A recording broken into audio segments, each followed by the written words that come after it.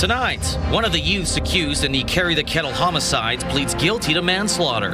Premier Scott Moe previews his trade trip to India with the Prime Minister. And how many children in Saskatchewan live in poverty? Live from our studios in Regina, this is CTV News. Good evening. A major legal development in the quadruple murder case last year on the Carry the Kettle First Nation. One of the youths accused has pleaded guilty to lesser charges. Jacob Carr was in court today and has the details. One of the four co-accused in a quadruple homicide on Carry the Kettle, Nakota Nation in 2025 has entered a guilty plea to 4 counts of manslaughter here at provincial court. The now 16-year-old, whose identity is protected by the Youth Criminal Justice Act, is one of 4 people charged in the February 2025 quadruple homicide of Tracy Hodamani, Sheldon Kwewizants, Shauna Faye, and Terry Jack at a home on Carry the Kettle. Many friends and family of the victims were on hand to watch the proceedings, so much so that Judge James Corpin decided to move to a bigger courtroom, saying, quote, "Anyone who wants to view these proceedings should be able to." The youth who pleaded guilty was 15 at the time of the crimes. He was among the first people charged after being arrested on February 18th of 2025, along with 18-year-old Darius Reset. Both were originally charged with 4 counts of first-degree murder. A third suspect, also a youth who cannot be identified, was arrested on December 10th of 2025 and also charged with 4 counts of first-degree murder. He is set to appear in provincial court on March 27th. That youth is also facing 1 count of attempted murder stemming from an altercation between the accused and a 5th person at the home where the killings occurred. On February 5th of this year, a 4th person was charged in connection to the homicides. Lauren Elvis Hodamani is facing 1 count of accessory after the fact to murder. At the end of the day's proceedings, Justice Corpin accepted the guilty plea. Sentencing is scheduled for Friday, April 24th. Jacob Carr, CTV News, Regina. Last month, Premier Scott Moe and Prime Minister Mark Carney were in China to discuss tariffs impacting Canada and Saskatchewan. Now the two are headed back on the road again, looking to strengthen a long-time trade relationship with India. Mick Favel has more. Scott Moe is set for a trade mission to India. For the second time this year, Moe is joining Prime Minister Mark Carney on the trade trip, looking to strengthen trade opportunities and promote Saskatchewan food and exports. With $18 billion in exports to India since 2007, this market very much is a crucial one for our province, and there are opportunities to grow this market for years into the future, further diversifying our trade. Last October, India imposed a 30% tariff on Canadian yellow peas, and while a full removal may not be in the cards on this trip, the Premier is hopeful talks can open the door to that discussion in the future. I would hope that we're able to have conversations that would exempt or not have that tariff increased on the products that we're currently exporting to India, so that we could, on future engagements, actually look at having those tariffs removed. Uranium, potash, and agriculture commodities make up the bulk of Saskatchewan's exports to India. Saskatchewan's NDP opposition is in support of diversifying the province's markets. The past year has shown us anything that's absolutely necessary. It's necessary for that continued predictable and stable revenue. We always want to see, a deepening of those relationships that benefit the people of this province. Trade relationships like this strengthen Saskatchewan's economic prosperity, which is why we continue to focus our efforts on that very market diversification. That has been the goal and the focus of this provincial government for in excess of a decade now, and remains our goal into the future. Moe added the trip will be crucial for building a better trade relationship between Canada and India, even if the yellow pea tariffs remain in place for the time being. The mission will run from February 28th to March 6th. Mick Favel, CTV News, Regina. A new report is shedding light on child poverty in Canada, and it shows Saskatchewan has the highest rate of any province in the country. CTV's Laura Woodward takes a closer look at the numbers. From clothing to after-school activities, father of two, Chris Moya, says he's seeing costs get out of control. Groceries, even that too, Pampers, all that stuff, it really adds up. A new report from the Canadian Centre for Policy Alternatives is putting a spotlight on child poverty. Saskatchewan has the highest child poverty rate of any province in the country. According to the data, more than 78,000 Saskatchewan kids, about 27%, were living in poverty in 2023. The poverty rate is higher for children under 6, and nearly half of kids in single-parent families are living below the poverty line. There's extreme variability of poverty within the province. Child poverty rates are highest in northern Saskatchewan, followed by the Prince Albert and Yorkton regions. The NDP is calling on the provincial government to provide cost of living relief for Saskatchewan parents like Moya, including removing PST on children's clothing and introducing rent control. Having 78,000 children in Saskatchewan living in poverty, no one in this room or anywhere in the province should be okay with being last in the country. CTV News has reached out to the province but did not hear back by deadline. Laura Woodward, CTV News, Saskatoon. Regina travelers are returning home after tensions in Mexico temporarily disrupted vacation plans.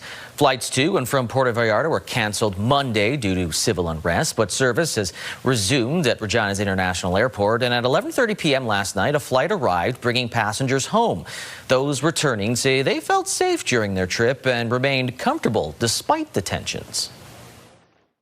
We didn't really hear anything other than when people started talking, or, we had our Wi-Fi and we were online, and all of a sudden things were going on. But you could see in the distance from the hotel there was smoke and stuff, and that's when we found out what was going on. We were never really afraid because they told us it was basically they weren't there to harm civilians. But it was just the idea that we couldn't get out, like if we needed to go home at that time, and we didn't know how long it would take before everything settled and before we got out of there. As of now, all flights arriving and departing Regina are operating on schedule. Regina residents came together last night to remember lives lost to homelessness, a crisis that continues to impact the city. This is the 10th annual Homeless Memorial that's hosted by Phoenix Residential Society, held at Pat Fiacco Plaza. The community gathers on the last Tuesday of February to honor dozens of neighbors whose names might otherwise be forgotten. The ceremony included remarks from advocates and people who have experienced homelessness, followed by a candlelight moment of reflection. Organizers received 133 names this year and say the event is about dignity and making the crisis visible. We're hoping to honor people who, maybe didn't get the chance to have, a proper funeral or memorial service, as well as kind of raise some awareness around the issue of homelessness in the city and, maybe make the issue a bit more visible. A recent point-in-time count by the Nemerand Housing Corporation found 767 people were experiencing homelessness in Regina in 2025.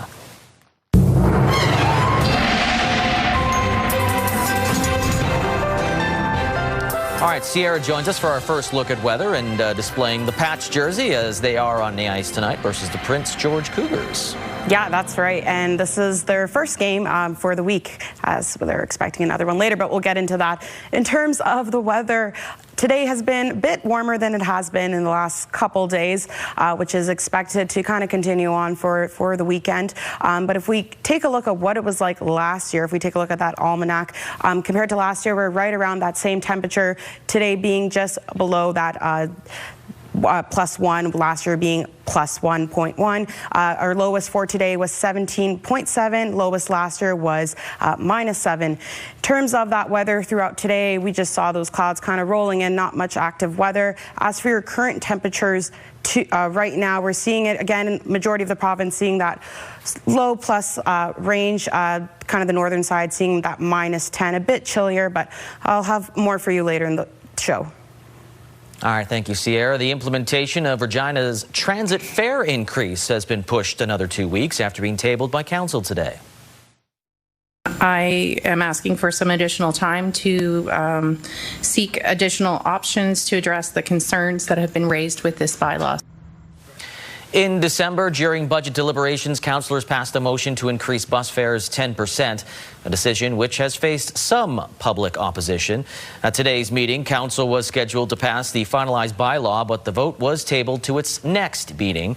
The city hoped to implement the increased fare beginning April the 1st, but the delay of the vote means so too does the date of implementation, which could cost the city thousands.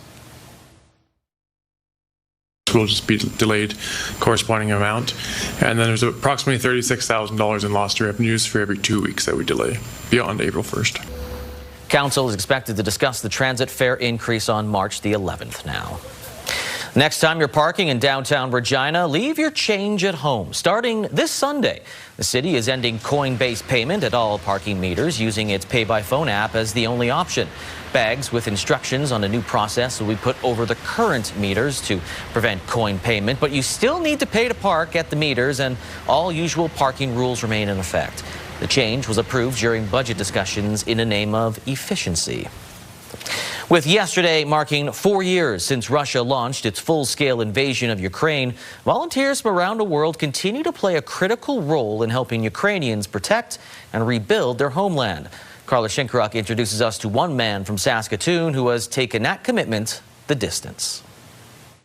So I spent a day helping with that. Nick Benton has traveled to Ukraine twice since the war began, paying his own way each time. I decided I wanted to do this, just felt this was something I wanted to go do. He had never been to the country before and doesn't speak the language. I just started Googling, and I ended up on a website, volunteeringukraine.com, lots of resources there. When he first arrived, he didn't know exactly how he would help. He just knew he had to. Benton connected with the volunteer group Kiev Bats. I was working on drone and impact sites. We were going to villages outside of Kyiv, and we were working on buildings that were damaged during the initial push by Russia. He's helped board up shattered windows so families can stay in their homes. He's recovered keepsakes and tied camouflage netting for defenders. My whole reality before it's over. This is 17-year-old Yeva Shevchenko. She helps run Kiev Bats. She balances university with coordinating volunteers at blast sites. She says international support makes a real difference. A random international person chooses to leave the safety of their home to come here and to do something and help us. It's really, it's amazing. She says the need for volunteers in Ukraine remains urgent as civilians like her work for their freedom. In these extreme conditions, I mean, we do it because we're Ukrainians, you know, but it's still a challenge. Kiev Bats also offers English lessons for frontline defenders, helping them build skills for careers after the war. Each trip costs Benton about $5,000, but he says the need on the ground far outweighs the cost. Suddenly people from Canada, Finland, Hong Kong, Australia, and they're all coming here, and so everyone's just shocked about the worldwide support. He's not concerned for his safety and plans to return to Ukraine this summer. Carla Shinkaruk, CTV News, Saskatoon. Innovation Saskatchewan is investing $460,000 into University of Regina research projects. The 3 projects receiving funding are advanced and antibacterial research technology, water quality research, and the Waste Management System Design Lab. The money through the Innovation and Science Fund will help provide projects with specialized lab tools, field equipment, and enhanced computer power. Biology is evolving, and we have to keep fighting and keep evolving and keep trying new things all the time. So it's an ongoing process. We've seen some success, and we need to do more to address this crisis. The dollar amount matches funding from the Canadian Foundation for Innovation and John R. Evans Leaders Fund. Actors took to the stage today for the first of 4 performances of The Tempests. But as Damien Smith tells us, these performances will be different, with the play largely being put on by deaf people.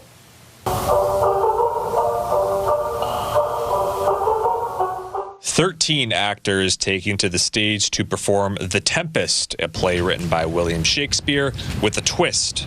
We have removed all of the language. There's no spoken language, there's no closed captioning, there's no sign language. We have taken all of the language of the show and turned it into physical theater, puppetry, mime, projection. Deaf Crows Collective, which has been operating for 10 years now, says the process of developing the play took about 3 years, and they've recruited 9 new actors for this production. When you throw in having to take Old English and translate it into American Sign Language. It doesn't necessarily always translate the best way. So we really wanted to take on that challenge. Some actors like Fatima Nafisa have been there since the start, and she's playing the lead role of Miranda.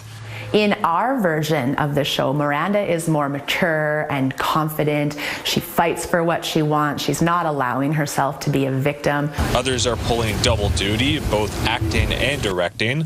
Mustafa Alabsi, who fled from Syria in 2016, finds parallels between himself and Prospero, trying to find themselves in the world. Similar to Prospero, I didn't know what to do. I had a lot of learning to do. What was my future going to look like? I knew nothing. Both are experienced actors and share the same inspiration, the famous Charlie Chaplin.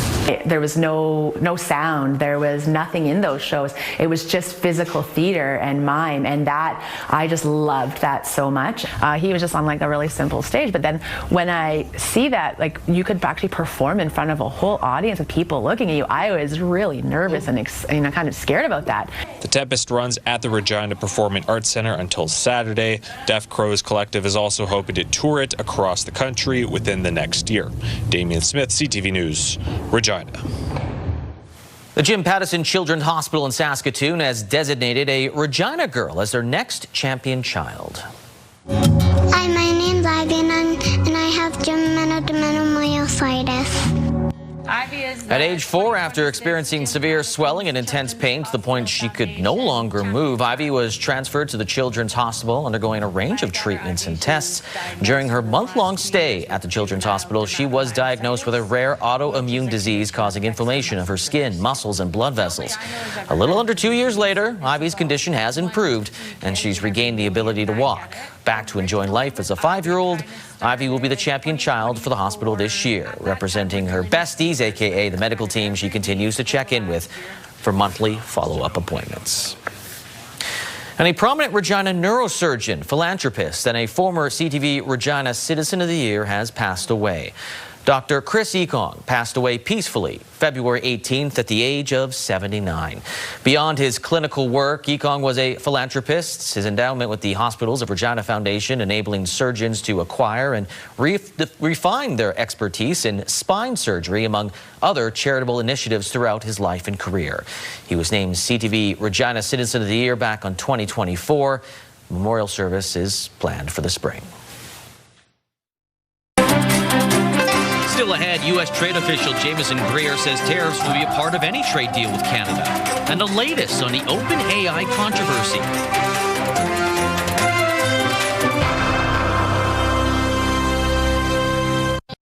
In his State of the Union address last night, U.S. President Donald Trump didn't mention Canada by name, but he did defend his tariff policies that have fueled the standoff between the two countries.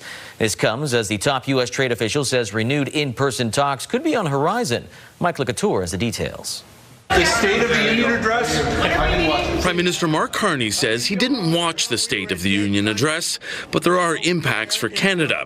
President Trump made it clear tariffs are a key plank in his economic plan for the U.S. The view of the American administration is that there'll be a price to access the American market. I think, every country of the world that I know of is paying a price. What I'm saying is that Canada is paying the lowest price. But that price could be paid in jobs. The U.S. Trade Representative today making it clear this is about moving manufacturing back to America. We really want to focus on reshoring here. We want to have production here. We don't necessarily want to be dependent on China, Canada, or anybody else for things like cars and that kind of thing. The U.S. has 50% levies on steel and aluminum going into their country and 25% tariffs on autos.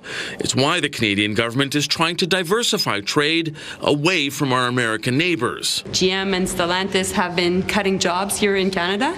Well, we will look towards Koreans, we will look towards Germans, and we'll look towards Chinese investments. While looking for other trading partners, Canada continues to work on saving the trade deal with the U.S. and Mexico. The Canadians, I was in contact with my counterpart just this morning. He's going to come to town in a couple weeks. They have a few ideas on how they might want to have a deal with us. We're obviously open to that. By comparison, Dominic LeBlanc's office was far less committal. In a statement, a spokesperson for the minister responsible for Canada-U.S. trade would only say LeBlanc and Greer had a number of brief, informal exchanges in recent days about a potential in-person meeting in Washington, D.C. in the near future. Mike Lecouteur, CTV News, Ottawa. Canada has announced an additional $8 million to support Cuba as the country's humanitarian crisis worsens. At this time, the announcement is $8 million towards international organizations that can support the people of Cuba at this time with aid and other supplies, including food. We will always be looking to do more. Our government. Foreign Affairs Minister Anita Anand says Canada's aim is regional stability. Cuba has faced shortages in electricity, fuel, and basic necessities for weeks due to a U.S. oil blockade. The crisis deepened after Venezuela ceased oil shipments in January following a U.S. military operation that captured then-President Nicolas Maduro. In late January, Mexico, another Cuban ally, halted its oil exports to Cuba. The country is also experiencing its worst economic crisis in decades after President Trump threatened last month to impose tariffs on countries that sent oil to that island. Anand says she has not discussed Canada's new financial support with her U.S. counterpart. Canada's Minister of Artificial Intelligence says he was left disappointed after meeting with OpenAI over the Tumbler Ridge school killings. Staff at the big tech company flagged concerns about the shooter's posts, but didn't tell police until it was too late. Judy Trin has the story. 4 cabinet ministers responsible for artificial intelligence, justice, public safety, and Canadian culture met with OpenAI officials behind closed doors for 1 hour. We're here and we're very grateful for the ministers for inviting us to be here. This is serious and we're going to be in touch. We're going to give a briefing to the ministers. The ministers did not get an answer to their question about safety thresholds. And we are disappointed that they did not provide any concrete proposal. 7 months before the tragedy in Tumbler Ridge, shooter Jesse Van Rootselaar's use of ChatGPT was flagged internally for abuse and enforcement. She was banned from the platform. But OpenAI did not alert police until after the rampage. A course of failure occurred here. We need to trust their behavior, not their reputation. The reality here is we need to see concrete measures that are going to be put forward. The global leaders in clean technology, artificial intelligence, life sciences. Since he took office, the Prime Minister has actively promoted AI investment to spur trade. Mark Carney is also signaling he wants results. Obviously, anything that anyone could have done to prevent that tragedy or future tragedies must be done. We will fully explore it to the full lengths of law. We'll be very transparent about that process. The government is currently working on several bills to regulate online harm. Some have been in progress for years. I am very concerned about the government's capacity and willingness to address artificial intelligence policy writ large. Although cabinet ministers described their meeting with OpenAI as disappointing, they noted that the tech officials said they would return at a later date, hopefully with answers. Judy Trin, CTV News, Ottawa. The United States and Iran are preparing for a new round of talks aimed at diffusing growing tensions over Tehran's plans for nuclear development.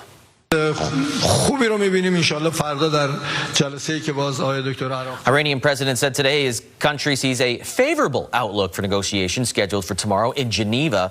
U.S. President Donald Trump has threatened to strike Iran if the country doesn't agree to limit on its nuclear program. Tehran's claimed those efforts have been peaceful. Iran's parliamentary speaker, meanwhile, said, quote, all options are on the table, both diplomacy and a defense response that would make the enemy regret its attack. And Pink Shirt Day, the annual anti-bullying campaign, is being marked across the country. The first perspective that we got to challenge is this idea that snitches get stitches, because that concept continued to keep a group of students quiet while their colleagues are being physically and verbally abused and nobody's doing anything about it. And the last one is this idea that asking for help is a sign of weakness.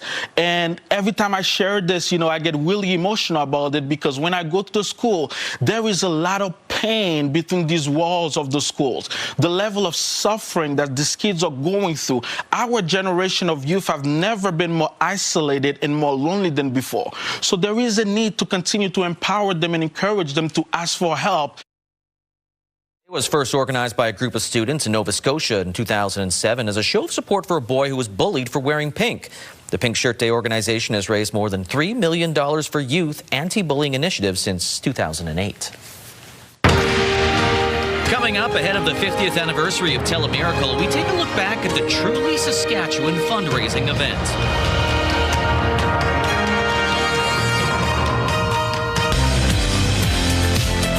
On Your Morning Saskatchewan, Regina City Council gets back to business. Mayor Chad Baczynski joins us to break down the issues facing the city. It all starts at 6.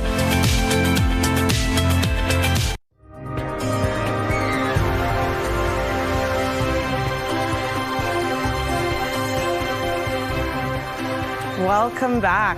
Let's take a look at the Skycam in Regina right now. You can see the sun is starting to set. It's a bit cloudy though, and those clouds will continue further on later in the night. We are sitting at a nice +1 in Regina, with those wind speeds being fairly calm, about that 19 kilometers for right now. As in for the radar and satellite, again throughout the day, we were just seeing those clouds just rolling through for majority of the province. In terms of what's to come later on tonight, partly cloudy for remaining of the night, and that will continue on for overnight as well as throughout the day on Thursday. As for the evening, or nighttime I should say, we can expect to see some flurries in that Wynyard part of the province, as well as a swift current. Those purple patches of, a bit of snow, as well as the green and pink cloud over there means some freezing rain. So swift current and surrounding area can expect that to come around Thursday nighttime. As we head into later in the week, it will just be, again, majority just clouds with those wind speeds picking up. So it will feel a bit colder than the temperatures are currently showing. In terms of how much snow to expect in the northern part of the province, Laurent can see about 17 centimeters of snow. As for Maple Creek and Swift Current can see about 1 to 3 centimeters of snow. Moose Jaw seeing that 1 centimeter, and that's about Friday. So later in the week, we can expect that with those wind speeds picking up, just kind of rolling over throughout the province. In terms of your forecast tonight, Laurent can expect a low of -18. As for tomorrow, a high of -11, with, again, those flurries kind of coming in. In terms of North Battleford, we can expect a low of -2, a high of +3. Saskatoon can expect a low of -6 and a high of +3. Yorkton can expect a low of -8 and a high of 1. As for Maple Creek, we can expect a a low of +1 for tonight, and then tomorrow we can expect a high of 11. As for your forecast tonight in Weyburn and tomorrow, we can expect a low of -5 and a high of +5. Assiniboia, a low of -2 and a high of +8. Estevan, a low of -5 and a high of +5. In Regina, we can expect a low of -5 tonight, and then tomorrow we can see a +6. As for your 7-day forecast in Regina, again, tomorrow that +6 is expected to come with the low of -7. For Friday, those wind speeds will pick up. So even though it's going to, the high will be -7, it is going to feel -16 and the low of -19. And heading into Saturday with that high of -12, there is the Regina Pats game. They are having one tonight, but they're also having one against the Saskatoon Blades on Saturday. So that rink might be a bit warmer than it might be outside. Only way to find out is to head to the game. The players will be wearing a one-of-a-kind design jersey by a fan, so that will be nice to see. As for Sunday, the high will be -4 and then a low of -9. Monday, we'll get back to some warmer temperatures sitting at that 0 and then a low of -11. Tuesday, seeing at that 0 and then a low of -8. Similar on Wednesday, as we see that 0 and then a -8 as well. So those nice sunny conditions can kind of make it feel warmer than it is currently showing. So something to look forward to for next week. Also, a fan-designed jersey on Saturday the Pats will be wearing. What do you think they're going to look like? I don't know. It's going to be really nice to see how colorful or designed it is, but yeah, use your imagination. We'll have to wait till Saturday. Thank you, Sierra. Also Saturday, Telemiracle will hit the airwaves for the 50th time, featuring hosting talent from around the country and performers from across the province. Today in Saskatoon, people are reflecting on the history and progress of the show that made its debut all the way back in 1977. Hallie Mandrick takes us on a journey through time.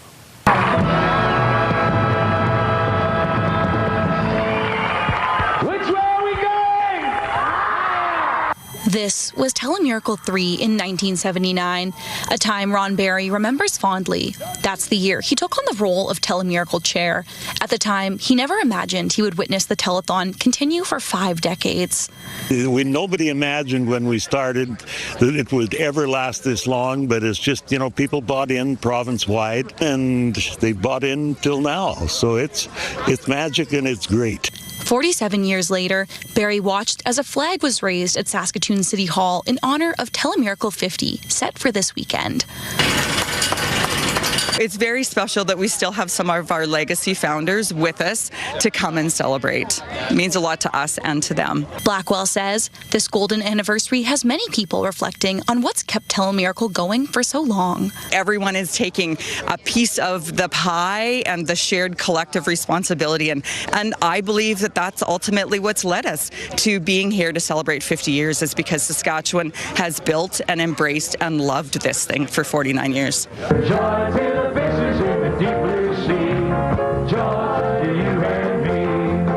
Barry says the show has come a long way in 5 decades, recalling how the team traveled to research other telethons. We went to telethons in Edmonton and Winnipeg just to see how they operated, and learned a lot about it, and it hasn't stopped. It's probably the biggest telethon in North America now. Telemiracle 50 is set to kick off on Saturday at 7 p.m., running all the way through until Sunday at 5. If you're in Saskatoon, you can come on down to Prairieland Park and watch it in person, or you can either catch a live stream on the Telemiracle website or watch it right here on CTV. Hallie Mandrick, CTV News, Saskatoon. Still ahead, 7 years after winning the Ed Chenoweth Cup, the Prince Albert Raiders are back in the hunt again, just behind Everett in the national rankings.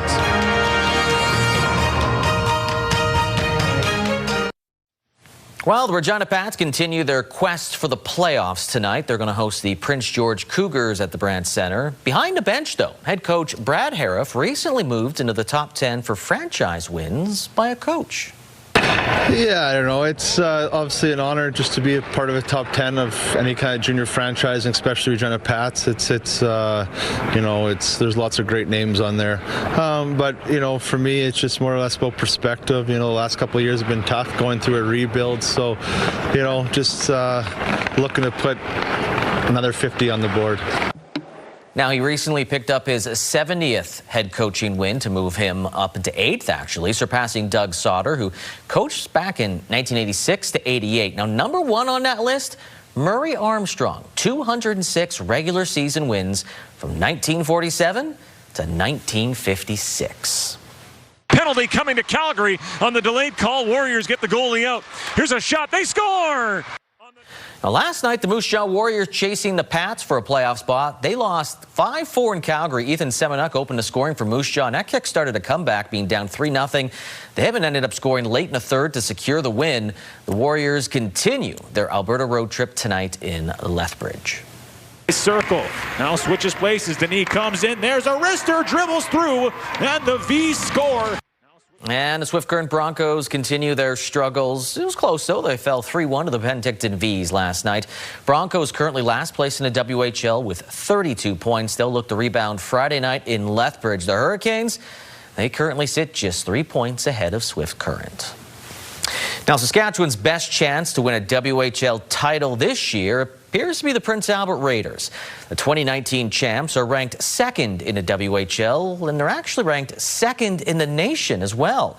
Jasmine Pelche has more on what the team hopes will be another long run. The Prince Albert Raiders continue to skate away and are ranked second in Canada, trailing the Everett Silvertips, who have held on to the #1 spot for 4 consecutive weeks. Following a 4-1 win over the Swift Current Broncos last week, the Raiders clinched the East Division title for their second year running. Our focus is on the conference now and trying to get that one done and keep getting points in every games. Just continuing to build on our game. And we had a good week of practice here to build for the weekend. They won't face another team again until Friday. It's been nice. We had some community events and stuff this week, and we're able to get out and did a kids skate there last night. So that's been really good to kind of get away from the rink a little bit and see some different things and just continue to build. This weekend, the Prince Albert team will face Penticton and Prince George. We haven't played Penticton ever, so obviously they're new season, or inaugural season this year, and so that's going to be fun. And then Prince George is also at the top of the other conference, so 2 big games, and just looking forward to playing a new team and showing them what we got. Defenseman Daxon Rudolph has another recent accomplishment: the Raiders' all-time leader for power play goals by a defenseman. Definitely not something I was looking forward to in the summertime, but as I was getting closer and closer, it kind of became more of a topic of conversation, and obviously getting recognized and passing Josh Morrissey for that is pretty cool. So like I said, as I got closer and closer, I wanted to pass it. Fortunate enough, I got to. The Raiders will be back in action with back-to-back home games Friday and Saturday. Jasmine Pelche, CTV News, Prince Albert. Still ahead, a popular U.S. chain restaurant is set to open its doors in Regina.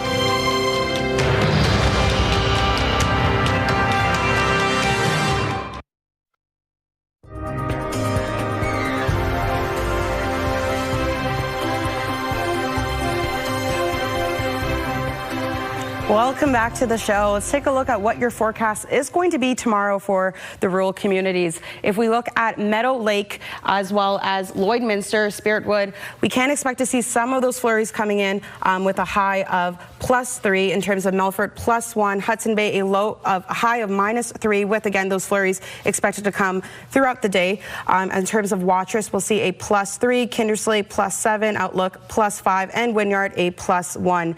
As for the other communities, in Lumsden, we can expect a high of +6. In terms of Maple Creek and area, +11. As for Cornack, +8. Broadview, +3, and Carlisle, +3. As for Cudworth, we can see a high of +1, with those wind speeds expected to be about 25 to 40 kilometers.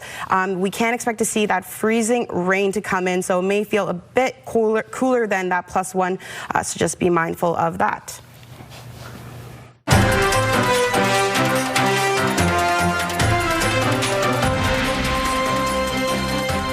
Well, from Olive Garden to Taco Bell, Southern Saskatchewan does love to welcome its chain restaurants, and soon another new option will enter the mix in Regina.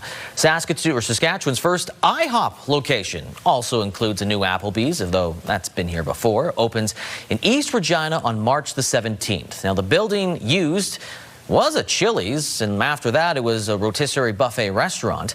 The new IHOP will join a busy breakfast scene in Regina with a range of local and national competitors. Both of Regina's former Applebee locations closed last year, one of them reopening under a new name. The pool at Moose Jaw's Temple Gardens Mineral Spa will be closing later this year for renovations. Visa's Developments, the owners of Temple Gardens, say the $1.7 million pool reno is part of a 2-year project for the spa and hotel. New additions in the pool area will include new massage rooms, more sauna, both indoors and outdoors, and a fire pit area. Other renovations are already underway, with 44 rooms complete and more scheduled for updates in the coming months. SIGA Rewards has been named the presenting sponsor of Saskatoon's newest music festival. Jelly Roll is set to headline Outskirts Music Festival on June the 26th. The one-day outdoor music festival is being held on the grounds of SaskTel Centre. Third Eye Blind, Cooper Allen, Widemouth Mason, and Braden King are also part of that lineup. As part of the sponsorship, SIGA Rewards will be giving fans who purchase their tickets between today and March the 4th a $60 credit to play the slots at any SIGA casino. Tickets for Outskirts Music Festival are on sale now. The federal government is expanding agri-stability to include pasture-related feed costs. According to Ottawa, the change will create more fair program support and address rising costs for livestock producers whose animals graze on land that they do not own. The change is effective for the upcoming 2026 program year. Let's go to those farm market boards. Cadola Street price is up $3.10 to $628.63 per ton, while the futures price down slightly by 30 cents to $679.70 per ton. Amber durum wheat stays the same, $278.59 per ton. Red spring wheat's up $1.22 to $263.33 per ton. Feed barley stays the same, $232, 1 cent per ton, while flax is $650.54 per ton. Those prices, by the way, courtesy of Bunge. As for the stock markets, the TSX went up 156 points, while the Dow Jones went up by 307 points. The Canadian dollar went up 1/10 cent. It is back past the 73-cent mark. It's at 73.09 cents U.S. On the commodity front, gold up $20.94. West Texas Intermediate crude down 16 cents, while Western Canadian Select crude was down by 50 cents. As a result, not a change here yet. It's at $1.27.9 cents per liter at most, if not all, gas stations in Regina.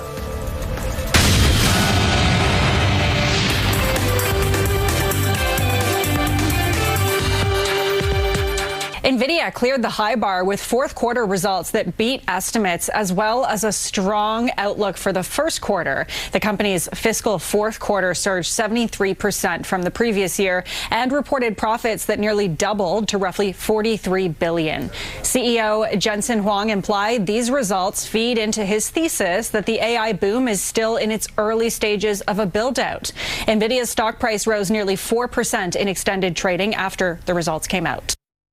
Reuters is reporting OPEC Plus will likely consider raising its oil output for April. This will mark an end to a 3-month pause in production increases. And according to the report, the consideration might come as the group prepares for peak summer demand and tensions between the U.S. and OPEC member Iran boost prices. Shares of Loblaw fell sharply today, seeing its largest intraday drop since 2023. Fourth quarter revenue missed estimates and profit came in slightly above expectations.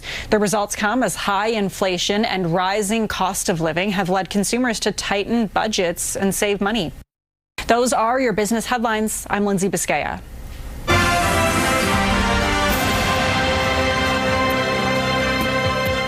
Coming up tonight on CTV after the newscast, we have The Masked Singer for an hour, followed by a Fear Factor House of Fear, and then 2 episodes of Scrubs. That is not the old Scrubs, it is the revival show that'll be on 9 o'clock and 9:30. Big Bang Theory at 10, E-Talk at 10:30. So, interesting night on CTV. An auction for a piece of hockey memorabilia valued at hundreds of thousands of dollars wrapped up yesterday.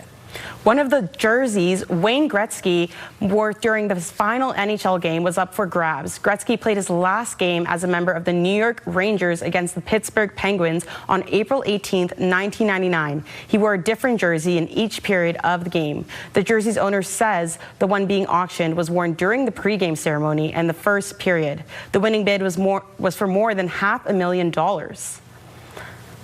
Think you'd get $500,000 for that jersey? I would hope so. You're wearing? Oh, I would hope so. Yeah. I would hope so. The list of nominees for this year's Rock and Roll Hall of Fame is out, and it's got some familiar faces in the mix.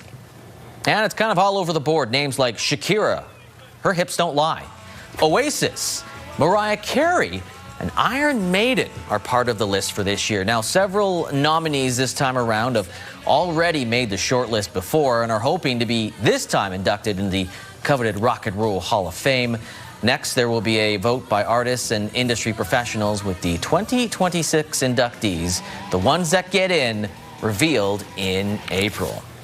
Mariah Carey was there. I would be interested to see. Yeah, it's the change of, like, you think the Rock and Roll Hall of Fame, but it's also kind of just Music Hall of Fame, really, when you're bringing in pop stars. Nice. You know, it's a mix of everything. You can't have Christmas without Mariah Carey. What do you want for Christmas? Now, that's a long ways away. You're supposed to sing it. But, right? oh, no, I can't sing. People will never watch us again. Never.